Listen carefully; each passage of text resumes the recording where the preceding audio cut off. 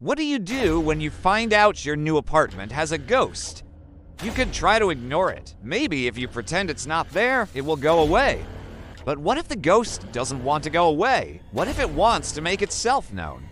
Welcome to the No Sleep Podcast, where we bring you the best in original horror fiction. I'm your host, and tonight we have a special treat for you.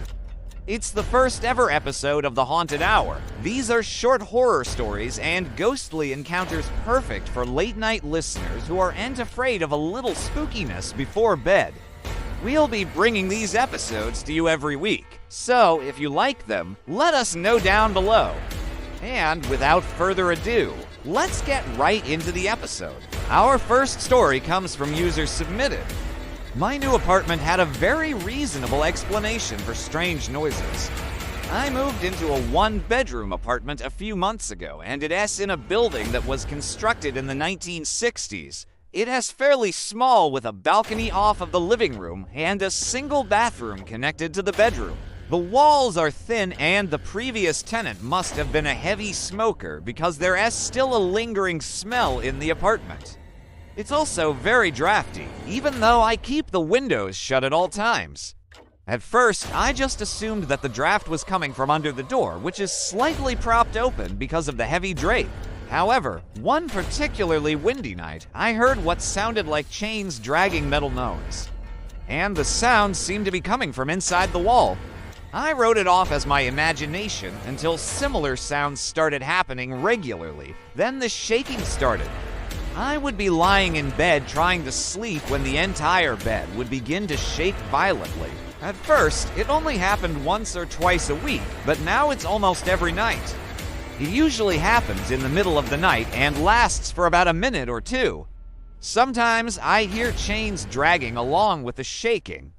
Other times there's just a loud, heavy thud followed by the distinct sound of footsteps dragging across the hardwood floor. I recently moved the bed to the opposite wall to try to get more sunlight during the day, but the noise continued even after the move.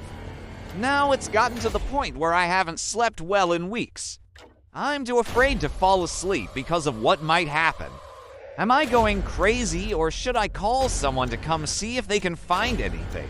Up here. To clarify, this is happening in the bedroom only while I'm sleeping. Also, the apartment is on the second floor and the ceiling is made of concrete. So whoever is above me would have to be doing some seriously heavy stomping to cause this much shaking.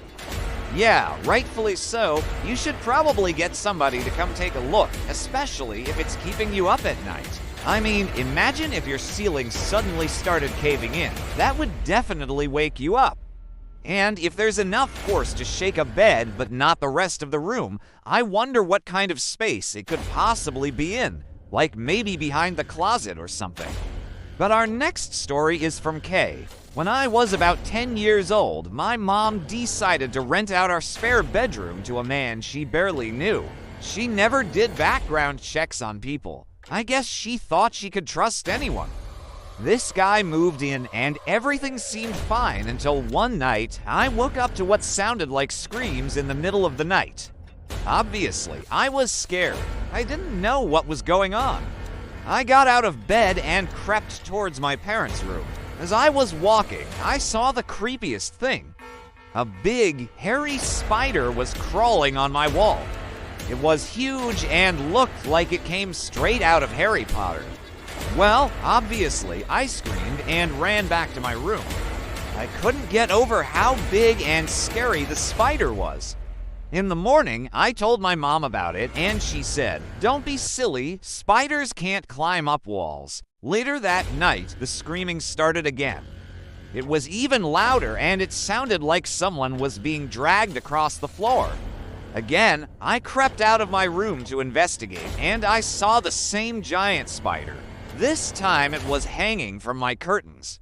My mom was freaking out. We were both so scared.